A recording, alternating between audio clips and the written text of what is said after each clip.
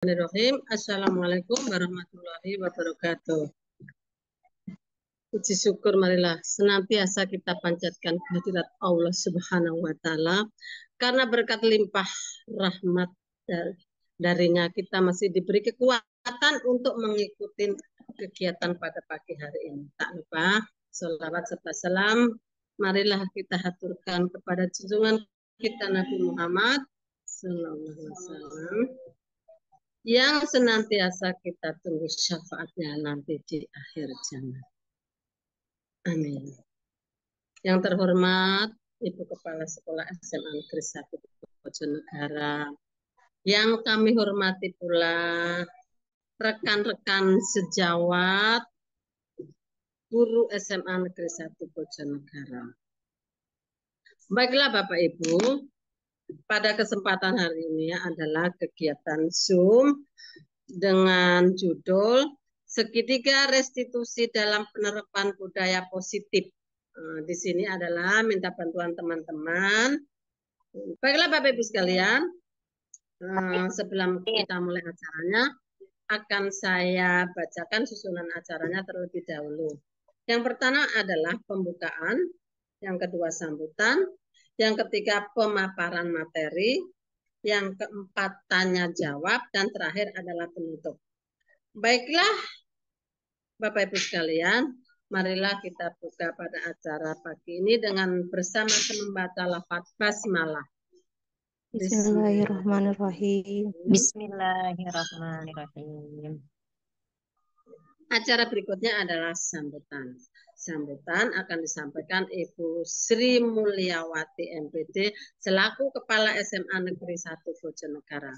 Kepada Ibu Sri Mulyawati kami persilakan. Monggo Bu. Ya. Bismillahirrahmanirrahim. Assalamualaikum warahmatullahi wabarakatuh. Ya, innal hamdalillah wassalatu wassalamu ala Rasulillah wa ala alihi washabbihi ajmain. Yang saya hormati teman-teman Wakasek, Ibu Tri dan Bu Hesti yang sekaligus sebagai pembicara pada kegiatan webinar pagi ini. Kemudian yang saya hormati teman-teman guru SMA Bojonegara yang super luar biasa, guru-guru yang sangat dibanggakan oleh semuanya. Kemudian yang saya hormati juga ini ada guru tamu, ada peserta dari Jawilan, mungkin dari sekolah lain. Terima kasih banyak sudah bergabung dengan kegiatan SMA Bojonegara pada pagi hari ini. Tentu satu bagian yang luar biasa bisa bertemu di kegiatan pagi hari ini, walaupun melalui Zoom, tapi mudah-mudahan kegiatan pagi hari ini diseminasi segitiga restitusi dalam penerapan budaya positif yang akan disampaikan oleh Bu Hesti sebagai calon guru penggerak bisa berjalan dengan lancar. Allah memberikan keberkahan pada kegiatan pagi ini, memberikan manfaat untuk kita semua, dan tentunya menjadikan keberhasilan buat Bu Hesti khususnya sebagai calon guru penggerak.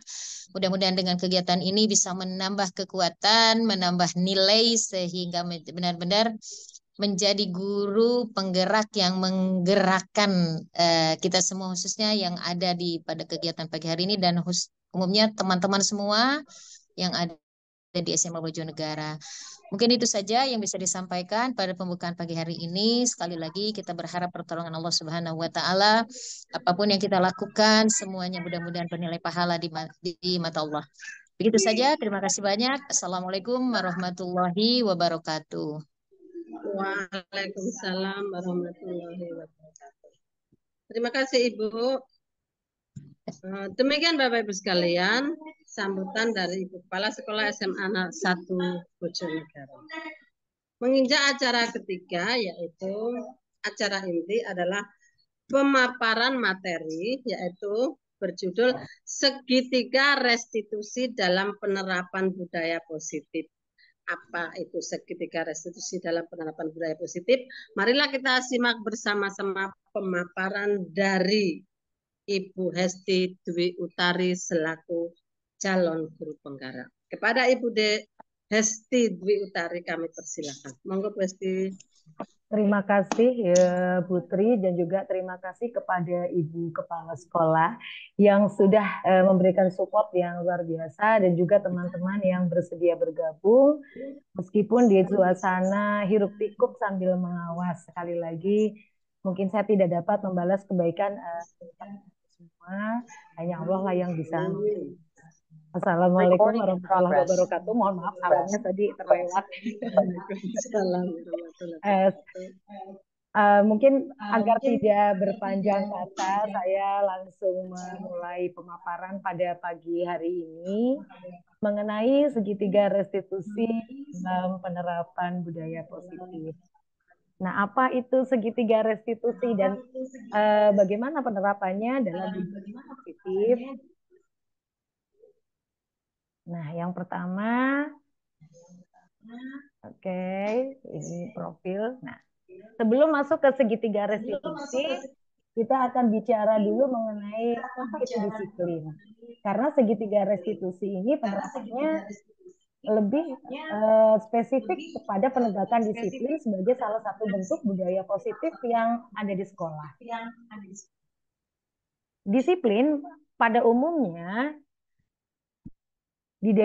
didefinisikan sebagai sikap dan perasaan taat dan patuh terhadap nilai-nilai yang dipercaya merupakan tanggung jawabnya.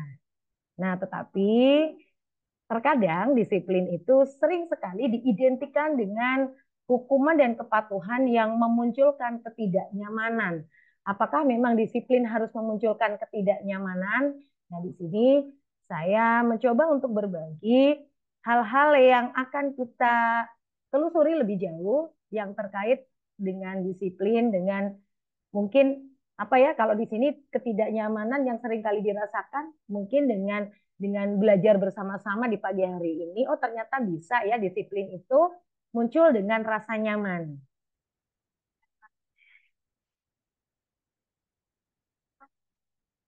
Filosofi pendidikan yang diterapkan di Indonesia bermuara pada filosofi pendidikan dari Ki Hajar Dewantoro, di mana dalam filosofi pendidikan Ki Hajar Dewantoro, beliau juga menyatakan definisi disiplin, di mana menurut beliau disiplin itu bersifat self-disiplin atau disiplin yang berasal dari kita sendiri, yang mewajibkan kita dengan sekeras-kerasnya, tetapi itu sama saja.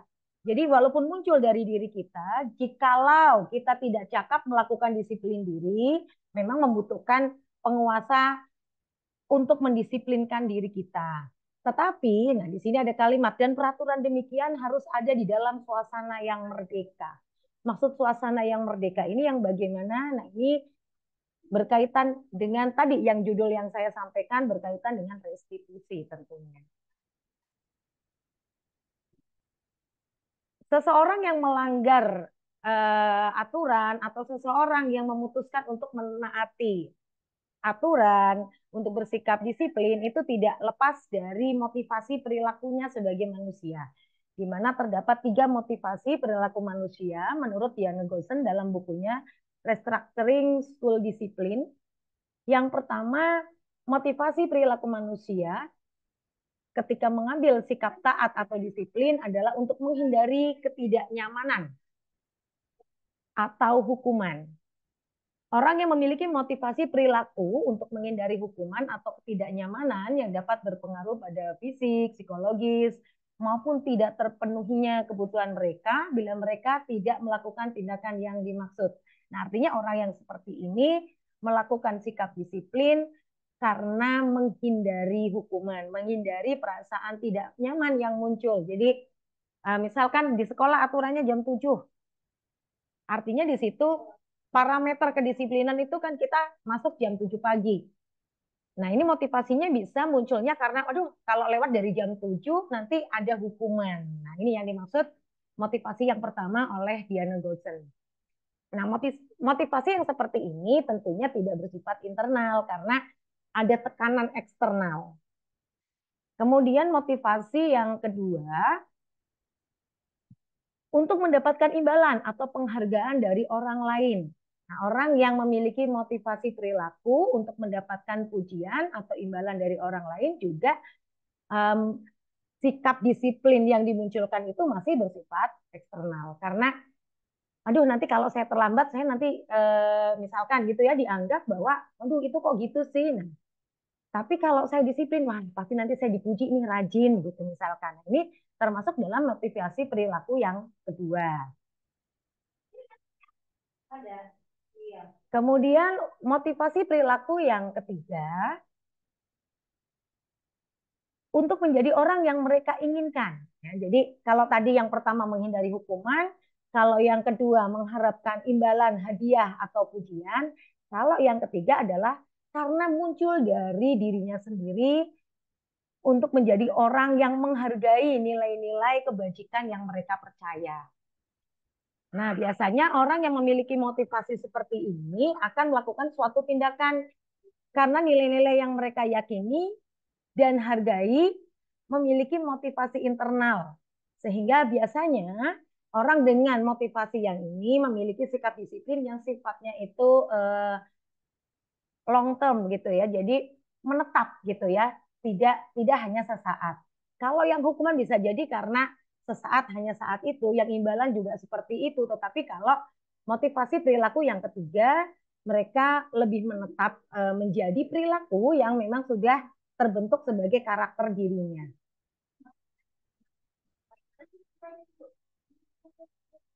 Nah, bicara tentang disiplin, bicara tentang pelanggaran, ternyata di sini ada banyak sisi psikologis yang harus kita pahami.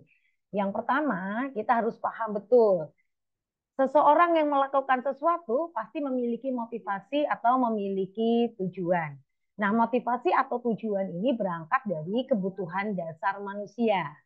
Nah, di sini Bapak Ibu ada 5 kebutuhan dasar manusia.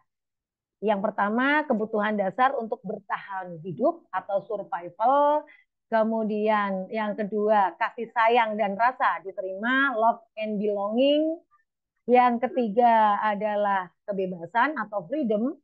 Keempat, untuk kesenangan atau fun. Dan yang kelima, penguasaan atau power. Penjelasan dari masing-masing kebutuhan dasar manusia ini akan saya paparkan satu persatu. Yang pertama, kebutuhan untuk bertahan hidup ini bersifat fisiologis dan berhubungan dengan kebutuhan akan rasa aman.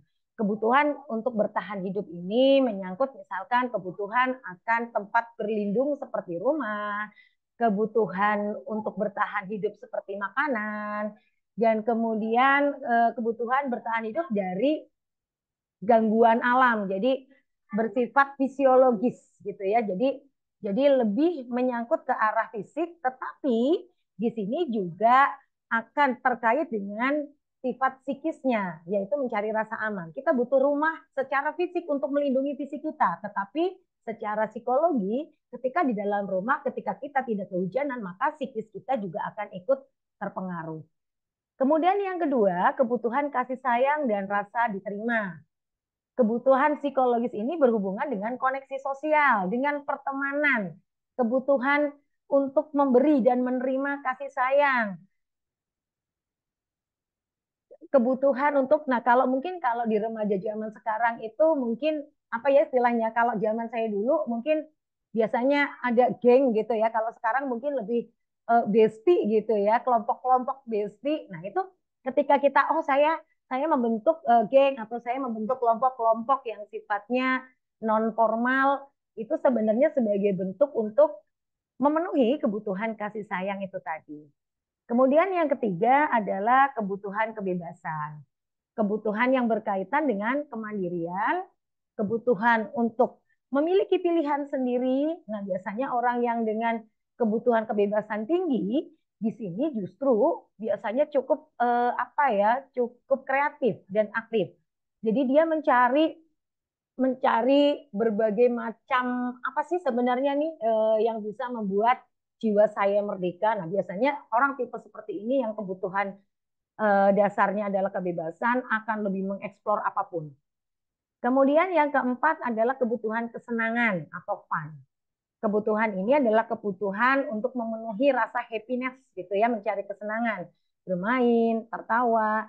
Dan kadang mungkin kalau di usia-usia remaja, ketika ada seorang anak yang usil, nah bisa jadi sebenarnya kebutuhan kesenangannya ini belum terpenuhi sehingga itu tadi biar bisa tertawa, saya ngusilin temen nih. Nah, artinya ketika ada seseorang yang memang jahil ke teman, bisa jadi karena memang kebutuhan kesenangannya itu sedikit lebih tinggi dibandingkan yang lain sehingga belum terpenuhi. Kemudian yang kelima adalah kebutuhan penguasaan. Hal ini berhubungan dengan kekuatan untuk mencapai sesuatu, untuk menjadi seseorang yang kompetensinya diakui, untuk menjadi orang yang terampil, memiliki skill yang tinggi, untuk menjadi seseorang yang didengarkan dan memiliki harga diri. Manusia yang memiliki kebutuhan penguasaan cukup tinggi cenderung dia ingin selalu menjadi pemimpin dimanapun. Nah, ini adalah 5 kebutuhan dasar yang betul-betul memang harus kita pahami ketika di sekolah itu kita menemukan sebuah pelanggaran dari siswa. Jadi ini sesuatu yang melanggar ini karena apa? Karena balik lagi ke yang tadi.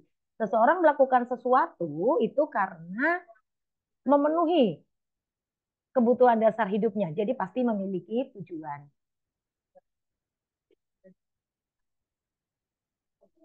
Tadi disampaikan di awal bahwa penegakan sikap disiplin seperti yang disampaikan oleh Ki Hajar Dewantoro, penegakan sikap disiplin itu sebenarnya berangkat dari diri sendiri atau self disiplin. Tetapi apabila kita tidak bisa memunculkan self disiplin, maka butuh penguasa. Dalam hal ini jika di sekolah tentunya apabila yang melanggar, apabila yang tidak bisa memunculkan self disiplin adalah siswa, maka yang dalam tanda kutip yang menjadi penguasa adalah tentunya pihak sekolah, di mana memang kewajiban kita sebagai seorang pendidik adalah untuk menuntun anak sesuai dengan kodrat alam dan kodrat zamannya, agar anak kelak bisa menjadi manusia utuh, berbudaya, dan berkarakter. Jadi di sini tetap sebenarnya tidak lepas, ya sudah biar tumbuh tuh kedisiplinannya dari dirinya sendiri, itu tidak, tetap memang ada pihak lain yang untuk membantu. Nah, di sini diibaratkan dengan ilustrasi seperti ini. Misalkan Anda adalah A. Tugas Anda mengepalkan salah satu tangan Anda. Dan silakan Anda bayangkan, Anda menyimpan sesuatu yang sangat berharga di dalam kepalan tangan Anda. Misalkan di dalam kepalan tangan Anda itu katakanlah ada mungkin benda kenangan yang mungkin secara harga itu tidak terlalu mahal, tapi kenangannya yang sangat mahal. Saya yakin jika di dalam genggaman tangan teman-teman sekalian, Bapak Ibu sekalian, ketika harus memang betul-betul dijaga, pasti akan mengepal sekuat-kuatnya. Nah, sekarang misalkan ada orang lain nih, katakanlah ada teman dari Bapak Ibu yang mencoba merayu, ayo sih ini tangannya dibuka, mungkin dengan membujuk, mungkin dengan menghardik, membentak, mengintimidasi, mungkin juga sampai kadang-kadang ke arah bullying, memarahi gitu kan, menggoda atau mengiming-imingi sesuatu agar membuka. Nah, sekarang yang ingin saya tanyakan kepada teman-teman semua, kalau teman-teman dalam posisi A, teman-teman ketika memutuskan untuk membuka tangan atau tetap mengepalkan tangan, siapa yang memegang kontrol? Apakah kontrol membuka dan memegang ini terletak pada orang lain atau terletak pada diri sendiri? Nah, monggo kita renungin bersama gitu ya. Jadi apapun intimidasi dari pihak luar, tetapi yang memutuskan untuk bisa saya akan membuka tangan, melepaskan apa yang ada di genggaman saya, atau saya tetap mempertahankan apa yang di dalam genggaman saya. Siapa yang memutuskan sebenarnya? Bukan orang lain sebenarnya, tetapi pemegang posisi kontrol adalah diri kita sendiri. Ya, walaupun dengan proses yang tadi ya awalnya tetap mempertahankan, tapi karena mungkin rayuan dan sebagainya pada akhirnya mau membuka, itu kan tetap berangkat membukanya itu, berangkat keinginan untuk membukanya itu tetap lahir dari kemauan kita sendiri. Adapun pihak luar hanya bisa sebagai bisa dikatakan kalau dalam penerapan disiplin ya sebenarnya untuk menuntun itu tadi. Jadi itu ilustrasinya Bapak Ibu. Nah, tadi berkaitan dengan siapa yang memegang kontrol dalam penegakan sikap disiplin seorang guru pada umumnya dan juga kalau di rumah mungkin selaku orang tua gitu ya. Secara garis besar biasanya akan mengambil 5 posisi ini, yaitu posisi sebagai penghukum, posisi sebagai pembuat merasa bersalah, posisi sebagai teman, posisi sebagai pemantau, dan sebagai manajer. Apa yang dimaksud dengan penghukum, pembuat merasa bersalah, teman, pemantau, dan manajer? Akan saya jelaskan juga satu persatu. Kemudian yang kedua, pembuat merasa bersalah. Nah, pembuat rasa bersalah ini biasanya tidak menggunakan intonasi suara seperti halnya ketika kita mengambil posisi sebagai penghukum. Biasanya intonasi suara yang diambil pada orang yang mengambil posisi kontrol sebagai pembuat merasa bersalah itu akan lebih lembut, lebih pelan. Jadi lebih apa ya? Lebih merayu gitu ya. Menciptakan keheningan karena untuk memunculkan rasa bersalah kepada orang yang kita anggap melanggar aturan atau yang sedang memiliki permasalahan atau sedang terlibat dalam sebuah kasus. Nah, pembuat rasa bersalah ini akan memunculkan rasa tidak nyaman juga sebenarnya karena akan muncul pada diri orang yang sedang kita hadapi ini perasaan rendah diri. Ya.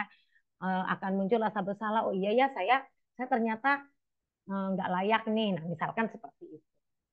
Nah, biasanya kalau kita mengambil posisi membuat merasa bersalah, gesturnya juga biasanya dengan gestur yang memelas gitu ya. Pada umumnya secara insting juga akan menunjukkan gestur memelas dengan kalimat yang mungkin terdengar lembut, kemudian mengatakan, ibu sangat kecewa sekali dengan kamu. Misalkan anak nih ya di rumah, harusnya nggak boleh pulang malam, ternyata pulang malam. Nah, itu biasanya kalau saya pribadi ini kalau ada anak saya yang seperti itu udah sampai berurai air mata, kemudian bilangnya gitu, ibu kecewa sama kamu, padahal udah ibu percaya loh untuk pulang tepat waktu, ternyata enggak. Nah, ternyata ketika kita mengambil sikap seperti itu, kita mengambil posisi sebagai pembuat merasa bersalah. Kemudian yang berikutnya, posisi sebagai teman. Nah, guru atau orang tua yang mengambil posisi sebagai teman, ini sama nih dengan yang tadi, membuat merasa bersalah. Tidak akan mengambil intonasi suara tinggi, tetapi mengambil intonasi suara yang lebih lembut tentunya. Tetapi ada perbedaan gestur yang muncul ya. Kalau pembuat merasa bersalah biasanya akan lebih memunculkan gestur apa ya agar dikasihani gitu kan. Tetapi kalau sebagai teman itu memunculkan posisi oke, saya siap mendengarkan gitu ya, biasanya seperti itu. Jadi tetap berupaya mengontrol pelanggaran yang dilakukan oleh anak atau oleh murid dan melakukan tindakan persuasif. Nah, tetapi ternyata juga posisi teman seperti ini dampak positifnya sangat banyak, tetapi ternyata ada juga dampak negatifnya. Dampak negatifnya apa? Dampak negatifnya ketika kemudian anak atau siswa ini ketika di satu waktu yang lain, misalkan kita sebagai guru atau orang tua sedang tidak mengambil posisi kontrol, yang biasanya tidak sedang mengambil posisi kontrol sebagai teman, yang biasanya kita mengambil posisi ini, kemudian satu waktu kita tidak berbuat demikian, maka anak atau murid yang melakukan kesalahan ini akan muncul perasaan seperti ini, loh kok sekarang mah nggak mau bantu saya ya, kenapa ya? Nah itu dampak negatifnya. Tapi memang ketika kita mengambil posisi kontrol sebagai teman, sebenarnya dampak positifnya itu lebih banyak. Nah biasanya kalimat yang disampaikan, misalkan contohnya, oh ya sudah kali ini nggak apa-apa deh, kamu melakukan kesalahan, atau misalkan kita punya anak yang masih kecil gitu ya kan, biasanya suka kalau bermain kemudian acak-acakan. Nah kita tetap ingin mencontohkan kalau habis bermain silahkan ditata kembali, tapi misalkan di satu kasus dia tidak menata kembali, nah posisi sebagai teman biasanya akan mengatakan, oh ya udah deh nggak apa-apa, kali ini mamah ya atau ibu ya yang bantu bereskan, tapi lain kali bereskan sendiri, itu contohnya. Atau misalkan ada anak siswa kita yang melanggar, kemudian kita, ayo dong bisa berubah demi guru kamu nih atau demi orang tua kamu nih. Nah, sebenarnya kita sedang berada di posisi teman. Jadi tidak membawa anak ke posisi merasa bersalah, tetapi di situ memang dia selayaknya teman gitu ya, selayaknya teman merasa ya kalau teman itu kan merasa berada di situasi yang sama. Kemudian posisi berikutnya adalah sebagai pemantau. Nah, pemantau itu kan ya sama saja dengan mengawasi gitu ya. Nah, pada saat kita memantau, kita mengambil tanggung jawab atas perilaku-perilaku orang yang kita pantau. Jadi posisi pemantau ini biasanya selalu mengaitkan segala sesuatu dengan peraturan-peraturan yang ada dan konsekuensinya apa. Jadi misalkan ada kesepakatan sekolah nih, bahwa anak misalkan tidak boleh menggunakan perhiasan berlebihan. Nah, posisi pemantau akan cenderung, oh ini anaknya pakai perhiasan berlebihan atau tidak. Peraturannya kan tidak boleh. Nah, kalau si anak ini tetap menggunakan perhiasan yang berlebihan, artinya melanggar peraturan, berarti konsekuensinya nanti ini. Jadi, melihat peraturan, berkaca kembali ke peraturan, dan juga tetap menyampaikan konsekuensi yang harus diambil oleh anak yang melanggar peraturan itu tadi. Nah, biasanya kalimat yang muncul kurang lebih semacam coba peraturannya apa, gitu kan? Peraturannya apa nih? Boleh nggak? Misalkan seperti itu. Atau misalkan ketahuan loncat pagar. Nah, posisi pemantau maka cenderung akan mengambil kalimat apa yang kamu lakukan? Emang boleh meloncat pagar? Kesepakatan kelas kita gimana nih? Kesepakatan sekolah kita gimana nih?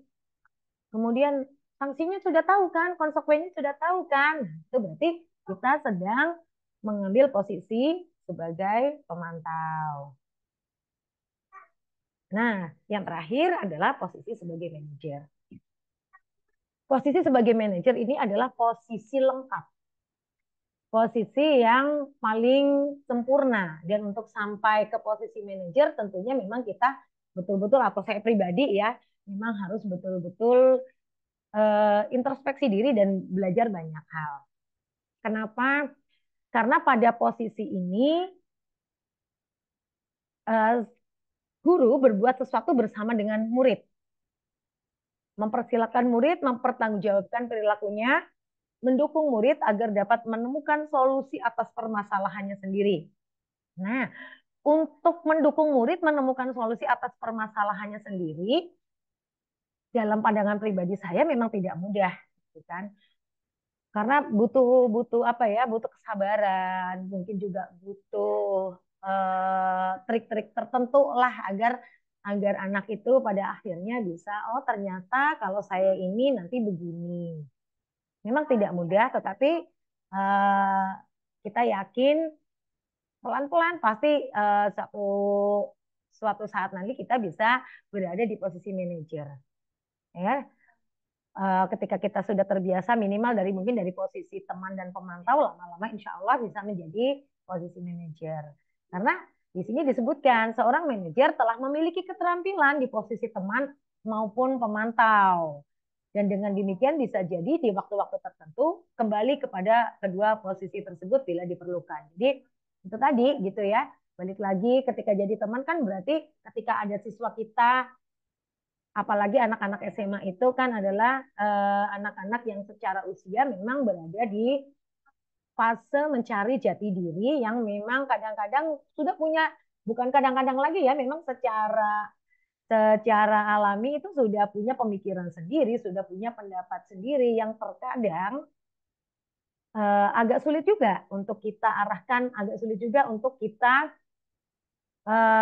apa ya, kita berikan istilahnya mungkin tuntunan itu agak-agak ya tantangannya jauh lebih besar dibanding ketika mungkin usia-usia SD gitu ya. Kalau SMA kan sudah punya keyakinan sendiri, udah punya ini sendiri. Itu memang tantangan yang cukup berat untuk bisa menjadi di posisi ini untuk teman-teman, untuk kita semua yang memang menghadapi siswa-siswa usia SMA ini. Gitu. Jadi mau tidak mau kita memang harus mengambil ketika kita ketemu permasalahan seperti ini untuk menjadi posisi sebagai manajer, mau tidak mau kita mengambil posisi sebagai teman terlebih dahulu, masuk ke dunia mereka. Kita sudah pernah di usia mereka, jadi sebenarnya kita akan jauh lebih mudah masuk di usia mereka. Tetapi kalau mereka masuk di usia kita kan susah. Kenapa? Karena mereka belum pernah masuk di usia kita. Jadi dasar pemikirannya sih seperti itu. Jadi ketika kita memposisikan, oh iya, dulu ketika saya seusia ini mungkin saya juga akan melakukan gini-gini nih. Kalau ternyata ini begini. Nah, posisi manajer ini tetap tadi kan ada kalimat bahwa posisi guru yang mengambil posisi kontrol manajer melakukan sesuatu itu atas kesepakatan bersama dengan murid. Jadi kalau kita mau mengambil posisi manajer, yakinkan dulu kesepakatan kelas, atau kalau sebelumnya itu mungkin lebih keren dengan nama tata tertib gitu ya. Kalau sekarang ternyata harus disebutnya sebagai kesepakatan sekolah atau kesepakatan kelas, karena harus dirumuskan secara bersama-sama agar muncul self disiplin itu tadi. Jadi ketika ini sudah ada, kesepakatan ini sudah ada, kita akan lebih mudah mengambil posisi manajer. Kita tinggal memberikan pertanyaan, apa yang kita yakini sebagai kesepakatan kelas, apa yang kita yakini sebagai kesepakatan sekolah. Misalkan kemarin saya diminta untuk membuat apa namanya, reka adegan gitu ya, mungkin ya istilahnya, untuk mempraktekkan segitiga restitusi. Nah, di situ saya membuat skenario, di situ diceritakan ada anak yang melakukan pelanggaran karena kalau di SMA itu kan banyak yang merokok gitu ya. Nah, jadi kalau sebagai posisi manajer, di situ ditanya juga anaknya, kenapa kamu merokok? Gitu dulu gitu kan. Kenapa kamu merokok? Kemudian nah ujungnya kita menanyakan juga bagaimana kesepakatan sekolah kita? Nah, pasti si anak kalau memang ini disepakati bersama kan akan tahu nih, oh iya ya di kesepakatan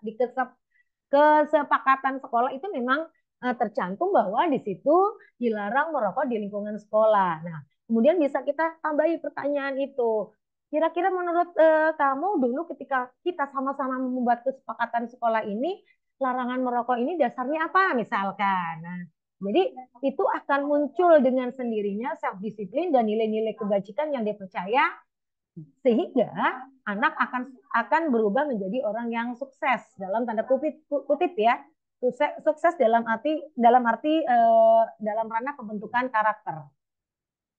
Kemudian juga bisa kita tanyakan, ini udah kejadian seperti ini, menurut kamu apa nih yang bisa kamu lakukan untuk memperbaiki keadaan? Nah, itu juga ketika kita mengeluarkan kalimat semacam ini, artinya kita di sini memposisikan diri sebagai manajer. Nah, ini ada perenungan bersama. Bagaimana agar disiplin positif menjadi budaya dan anak lebih memiliki tujuan dan memulihkan dirinya sendiri setelah berbuat salah. Jadi balik lagi Bapak Ibu, ini balik lagi muaranya adalah kepada tujuan pendidikan nasional yang tidak lepas dari filosofi pendidikan dari Ki Hajar Dewantoro yang tadi selalu saya ulang di awal, agar tumbuh self disiplin. Karena tujuan dari pendidikan menurut Ki Hajar Dewantoro adalah agar menciptakan atau mewujudkan manusia berkarakter sesuai kodrat alam dan kodrat zamannya, dan kelak menjadi manusia utuh yang berbudaya. Jadi pembentukan karakternya itu betul-betul melekat dalam keseharian, tidak hanya sesaat. Nah, kira-kira bagaimana nih caranya? Nah, ini ya, ini kita mungkin sudah masuk ke poin utama. Tadi di judul saya sengaja menuliskan segitiga restitusi karena saya poin utamanya memang di restitusi ini ya. Dalam upaya untuk menegakkan budaya positif. Apa itu restitusi? Nah, jujur kalimat restitusi ini juga saya mengenal belum lama Bapak Ibu. Ini saya ambil dari Diana Gosen lagi, bukunya Diana Gosen, Restructuring School Discipline. ya, yang diterbitkan di tahun 2004. Dalam buku tersebut dituliskan bahwa restitusi adalah proses menciptakan kondisi bagi murid untuk memperbaiki kesalahan mereka, sehingga mereka bisa kembali pada kelompok mereka dengan karakter yang lebih kuat. Jadi di sini ada kalimat yang mungkin perlu kita berikan underline gitu ya. Menciptakan kondisi bagi murid memperbaiki kesalahan. Artinya kita hanya menciptakan kondisi, tetapi siapa yang kelak memperbaiki kesalahan? Tentunya bukan pihak luar, tetapi yang memperbaiki kesalahan yang berbuat salah. Artinya harus muncul dari internal yang melakukan kesalahan. Nah, ketika sudah dapat memperbaiki, diharapkan dapat kembali ke kelompok memiliki karakter yang lebih kuat. Tentunya karakter yang berkaitan dengan nilai-nilai kebajikan.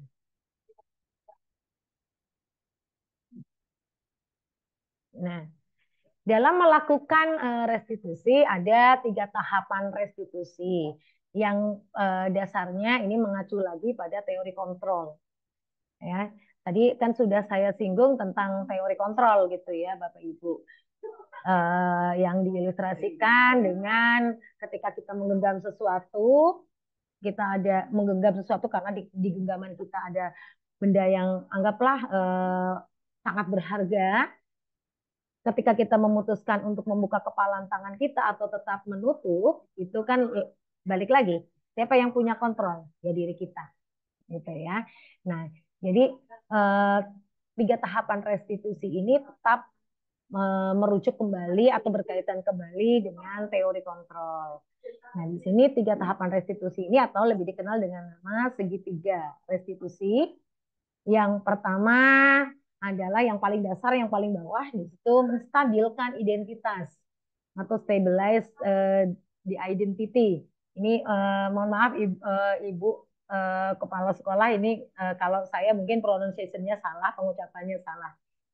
Kemudian yang kedua adalah validasi tindakan yang salah. Terakhir adalah menanyakan keyakinan.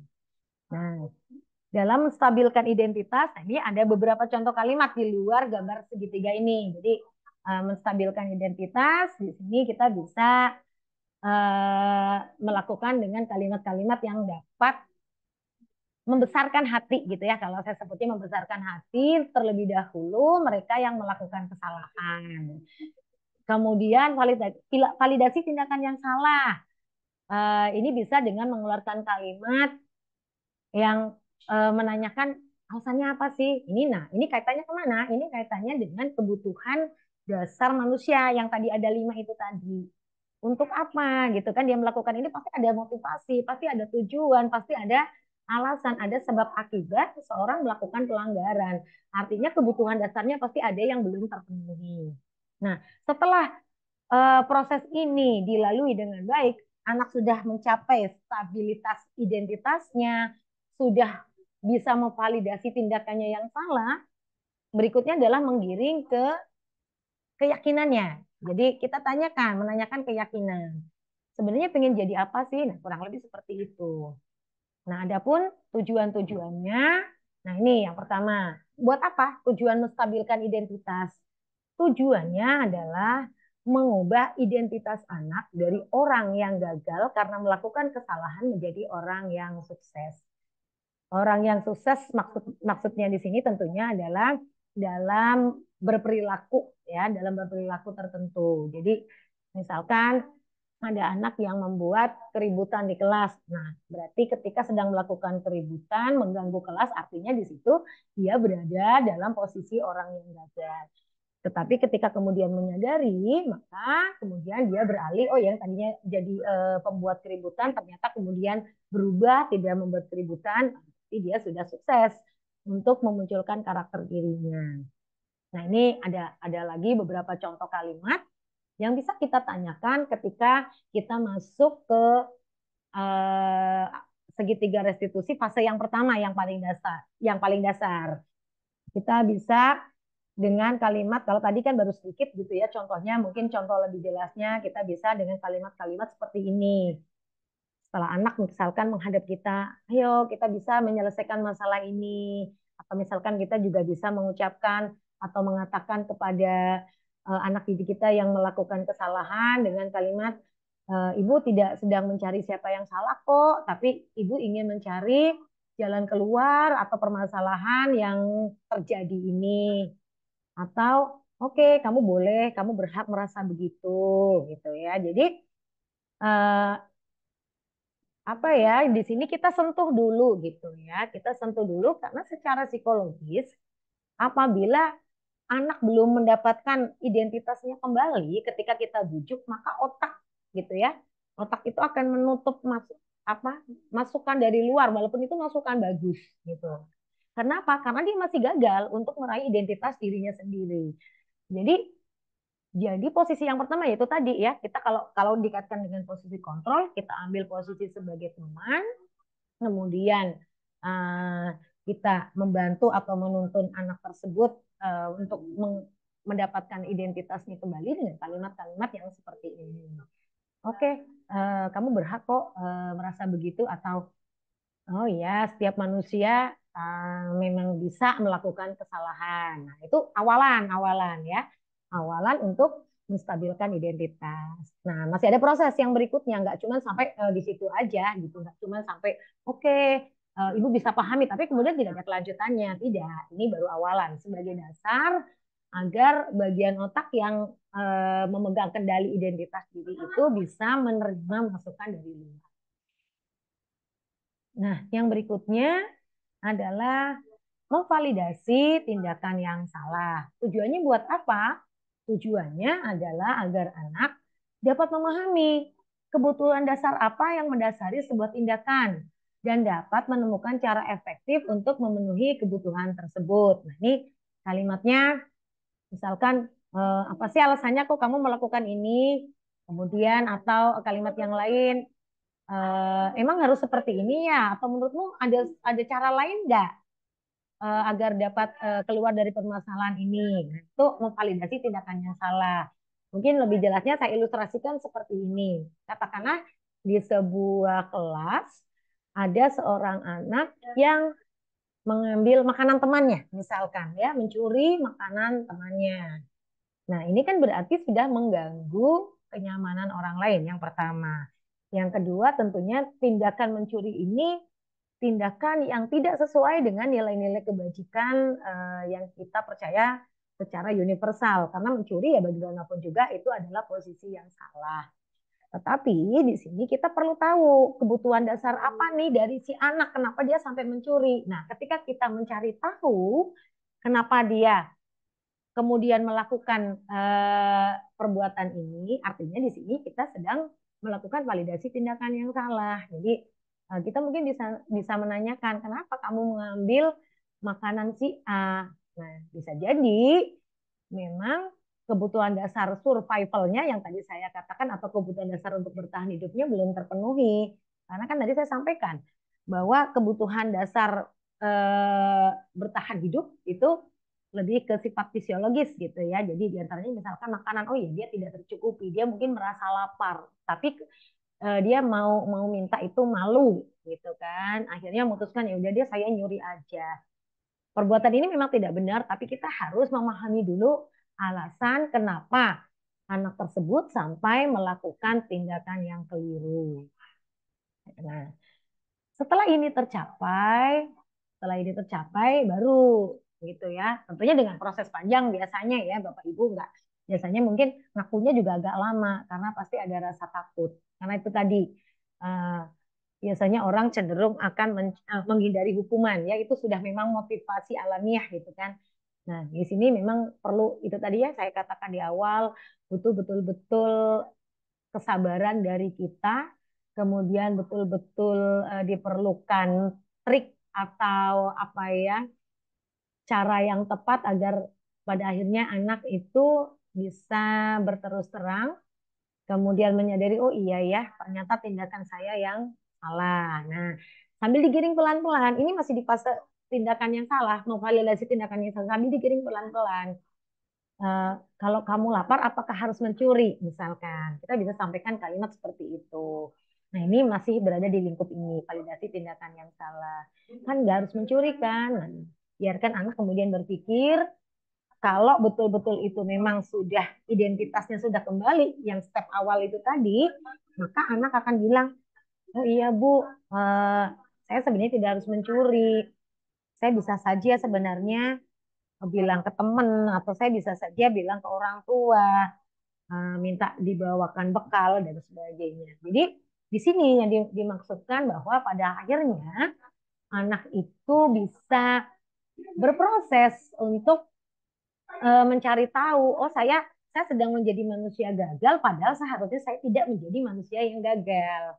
Jadi kewajiban kita itu tadi hanya menciptakan lingkungan gitu, menciptakan lingkungan agar anak menyadari kesalahannya tanpa tekanan. Nah, itu yang diharapkan itu adalah tanpa tekanan yang justru akan lebih membahayakan. Karena begini, ketika kita langsung menjustifikasi, ya kita tidak dengan step-step segitiga restitusi, kadang-kadang malah ketika kita langsung blek menghukum bisa muncul dendam gitu ya. Jadi tidak selamanya orang yang berada di penjara keluar penjara itu kemudian menjadi orang yang lebih baik, karena bisa jadi ketika proses di penjaranya itu ada hal-hal yang memang dia merasa wah saya nggak terima nih. Nah, yang berbahaya adalah ketika muncul perasaan tidak diterima karena dia memang belum masuk atau belum bisa mengembalikan identitas dirinya. Itu kalau misalkan di dunia yang lebih luas.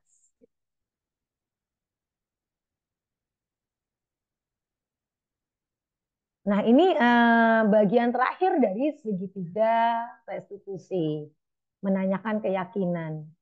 Jadi setelah step awal tadi identitasnya sudah kembali nih, identitas kan bagaimanapun juga manusia itu fitrahnya itu fitrahnya itu kan tetap sebenarnya hati nurani kita, batin kita itu kalau menurut saya ya, walaupun mungkin memang ada oh ini anaknya bakat bakat rada jahil. Nah, mungkin memang bakat rada jahil ini mungkin saya kurang tahu ya kalau secara biologis, tapi bisa jadi ada faktor genetik. Tetapi bakat rada jahilnya ini bisa disalurkan ke arah positif atau negatif itu kan setelah anak apa? Setelah anak bisa mengembalikan identitas dirinya, mengakui nilai-nilai kebajikan yang dipercaya secara universal. Kemudian, oh iya, kalau saya usilnya begini, saya jalannya begini, ternyata salah. Sudah bisa memvalidasi tindakan salahnya, nah tinggal kita kuatkan. Jadi di proses terakhir ini, kita menguatkan identitas anak, kita kembali mengingatkan anak untuk ini loh nilai-nilai kebajikan yang harus kita jalani agar kita menjadi manusia yang memang berkarakter dan berbudaya, ya. Sehingga kemudian anak akan berubah dari seseorang yang tadinya mungkin istilah ekstrimnya gitu ya, troublemaker gitu ya, menjadi orang yang memang dia inginkan. Secara pribadi dia juga menginginkan sebagai individu yang baik. Saya yakin semua orang pada dasarnya secara lahiriah pada dasarnya adalah ingin menjadi orang yang baik. Karena menurut saya hati nurani itu tetap tidak bisa berbohong gitu. Pasti kita kepingin menjadi orang yang baik. Tetapi kenapa ada orang jahat, kenapa ada orang ini? Itu tadi mungkin karena ada step-step dari dirinya yang terlewat ketika dia harus memenuhi kebutuhan dasarnya itu tadi. Dia gagal mendapatkan identitas dirinya. Gitu ya. Jadi mungkin di proses ini kemarin ketika saya mempraktikkan, ya walaupun mempraktikannya memang dalam reka adegan, tapi ternyata ketika di proses ini juga pada akhirnya itu saya menyadari oh, untuk mengembalikan keyakinan yang sempat sempat katakanlah sempat pudar gitu ya, itu memang harus dengan berbagai macam cara, berbagai macam kalimat di apa namanya didukung oleh gestur kita juga. Jadi betul-betul kita harus menunjukkan ini salah, ini benarnya dulu, baru kita bisa menanyakan hal-hal yang memang menggiring anak-anak ini. Oh iya ya, kalau seperti ini eh, orang itu akan lebih menghormati saya. Artinya ketika anak sudah muncul seperti itu, keyakinan dirinya itu sudah kembali. Nah, Itu tadi teman-teman pemaparan. Samudra tahu kenapa Ibu panggil? Iya Bu, tahu. Karena ketahuan merokok di belakang kelas Bu. Baiklah, jadi sudah tahu ya kenapa Ibu panggil. Iya Bu, maaf. Baik, Ibu bisa memahami. Kadang-kadang kita itu bisa membuat kesalahan, itu hal manusiawi ya. Seorang manusia membuat kesalahan itu manusiawi sekali.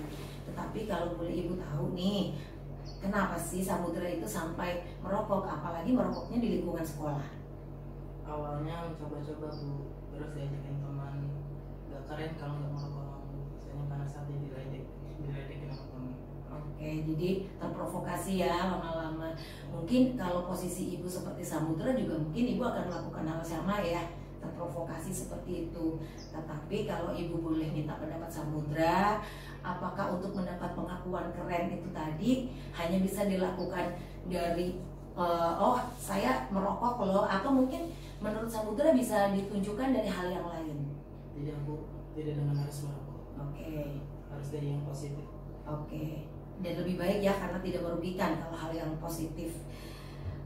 Baiklah, Samudra kan tahu ya kesepakatan sekolah kita ya, yang salah satunya apa?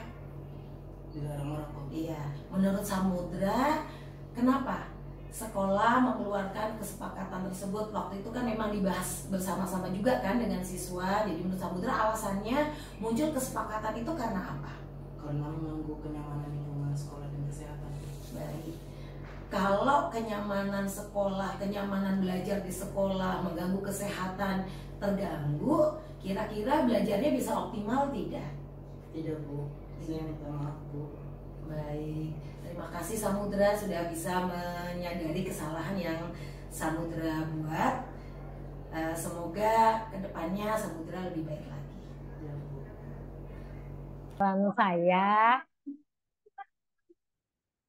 Pemaparan saya mengenai penerapan segitiga restitusi dalam penerapan budaya positif. Monggo. Pertanyaan saya sebenarnya sederhana dan mungkin Bapak Ibu sekalian pernah mengalami di kelas masing-masing atau dalam rangka mendidik anak atau siswa kita masing-masing. Begini Ibu pemateri Bu Hesti. Saya itu kadang apa ya rada jengkel, rada sebel tanpa melihat latar belakang anak itu dulu kita ya. Kita udah mengecas bahwa ih anak itu kok bandel amat kenapa sih? Nah, gitu. Saya udah memberi cap seperti itu kepada anak itu sendiri, yaitu tanpa melihat kenapa sih anak ini bisa begini gitu. Kadang kalau setelah ditelusuri itu kadang oh ternyata itu anak itu sebetulnya butuh perhatian, butuh sentuhan dari kita. Cuman ya kadang saya itu menanganinya itu mungkin salah, nggak kita telusurin dari awal tanpa melihat latar belakangnya dulu. Jadi udah langsung tek tek tek, tek dengan anggapan bahwa anak itu anak normal aja gitu. Padahal kita nggak punya apa ya nggak anak itu beda-beda gitu. Cuman untuk menghilangkan rasa seperti itu gimana sih? Untuk apa ya bahwa kita itu paham anak itu beda-beda. Tapi kalau di kelas itu ya kalau bandel sih bandel gitu. Jangan terlalu gitu loh. Gimana sih caranya berarti untuk mengatasi anak yang seperti ini? Terima kasih Putri. Sama sih Putri ya, saya juga belum sampai taraf jadi manajer. Seperti yang tadi disampaikan, memang untuk sampai ke taraf manajer kita memang harus membiasakan diri mengambil posisi kontrol sebagai teman dan pemantau terlebih dahulu. Betul, memang menghadapi anak yang katakanlah mungkin istimewa gitu ya, mungkin saya lebih menyebutnya untuk anak-anak yang dengan perilaku istimewa memang dibutuhkan itu tadi balik lagi ke diri kita lagi gitu kan, sabar dan saya pribadi juga untuk mengambil posisi demikian tidak mudah gitu. Jadi memang harus berangkat dari diri kita sendiri juga sih sebenarnya gitu kan.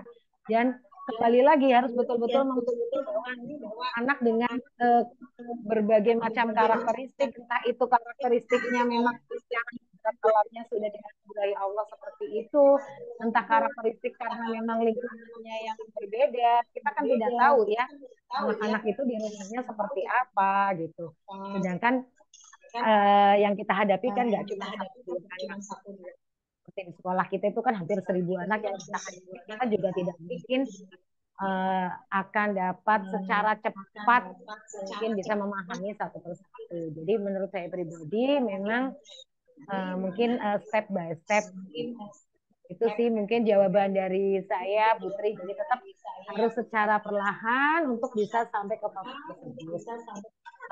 Saya juga jujur ya sering mengambil posisi sebagai penghukum. Jadi kalau ada anak melanggar, kok kamu itu ya nggak ini gitu. Betul, itu kadang-kadang secara naluri kita seperti itu gitu. Walaupun tanpa disadari kadang-kadang sebenarnya kita bisa juga jadi ambil posisi sebagai teman.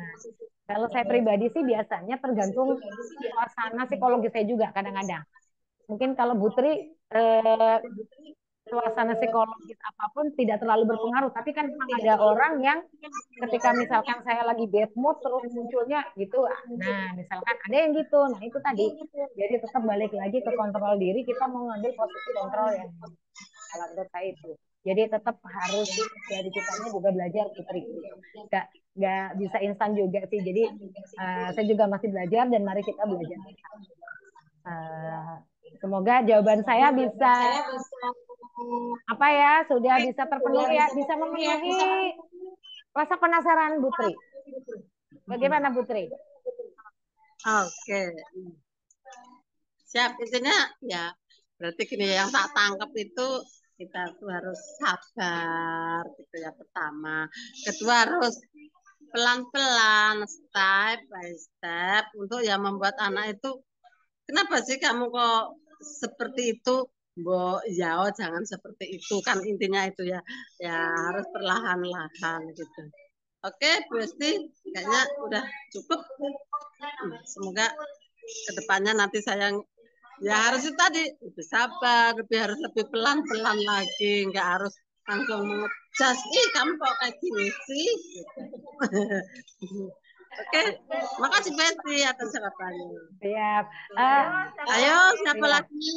Ada sedikit yang terlewat, tapi ini Putri saya tuh lupa. Kemarin juga ada pertanyaan seperti ini.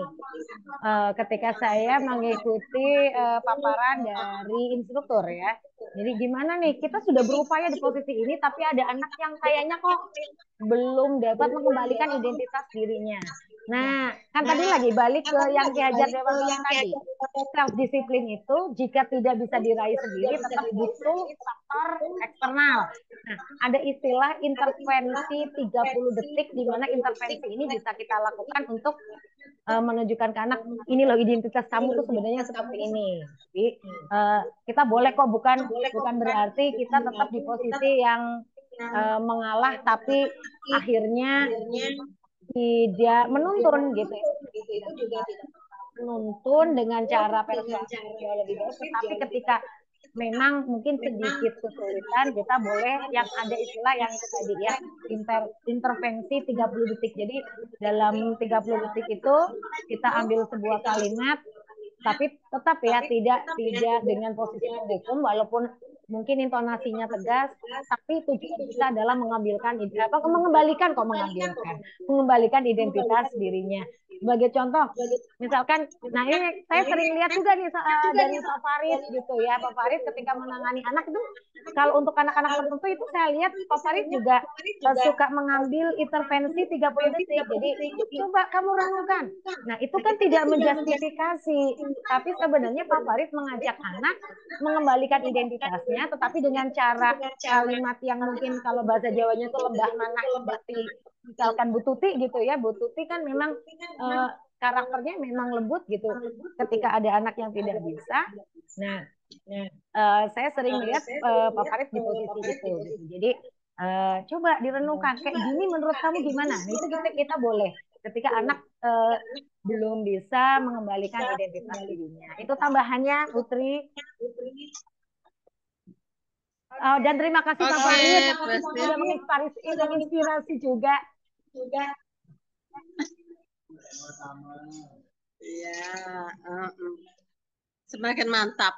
Jadi semakin tambah ilmu tadinya cukup ini, ternyata ada 30 detik tambahan. Terima kasih teman-teman. Sedikit ilmu yang didapatkan ini semoga bermanfaat untuk teman-teman semua. Oh, Pak Catur raise hand. Monggo Pak Catur sebelum saya tutup. Mungkin ini masih ada keterangan connecting to audio atau mungkin audionya mungkin trouble mungkin. Oh ya, mungkin jaringan. Mungkin saya lanjut saja ya Bu Tri ya. Mungkin untuk Pak Catur nanti bisa kita lanjutkan di luar Zoom pagi ini. Mohon maaf Bapak Ibu kalau apa yang saya sampaikan masih ada kesalahan, masih banyak kekeliruannya pasti gitu ya, karena sebagai manusia biasa tentunya kita tidak luput dari salah. Terima kasih untuk support dari teman-teman semua, juga dari Ibu Kepala Sekolah dan juga dari Bu Tri yang sudah sangat luar biasa menemani saya di webinar ini. Sekian dari saya. Wabillahi taufiq wal hidayah. Wassalamualaikum warahmatullahi wabarakatuh.